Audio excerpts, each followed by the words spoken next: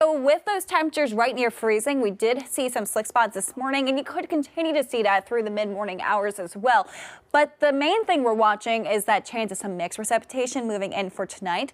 Freezing rain especially a concern because that could form some ice on our roadways and some slick travel heading into your Monday morning commute. I'll break down that risk in just a bit, but let's take a look at what's going on as you're heading out the door this Sunday morning.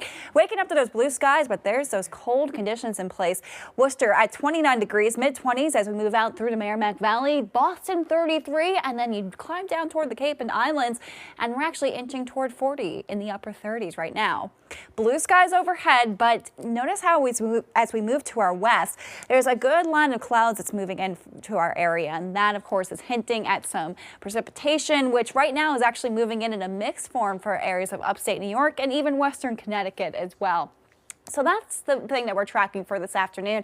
Temperatures will continue to climb, but notice how those clouds spread through the area as we inch toward noon, and that mixed precipitation just well off to our west, inching eastward as we move into the evening. Now, the early evening hours could see a spot of some mixed precipitation pushing in, but the main hours of where that precipitation is going to fall is as we move towards sunset tonight. There's that pink indicating that freezing rain potential and some snow trying to mix in with the rainfall. Moving on through, now temperatures are above freezing at that point, so not going to see much in the way of slick travel, but the problem is it's still that potential for some snow mixing in because it's colder as you move up into the atmosphere. Now, as we move into the forecast overnight, looking to see some freezing rain pushing through as well as temperatures fall down near freezing, moving into inland locations. And it's those inland locations that will see the best chance of that ice accumulation. Hence why we do see a freezing rain advisory for areas west of 495 going into effect for midnight tonight through 8 a.m. And also that's in effect for areas northward as well.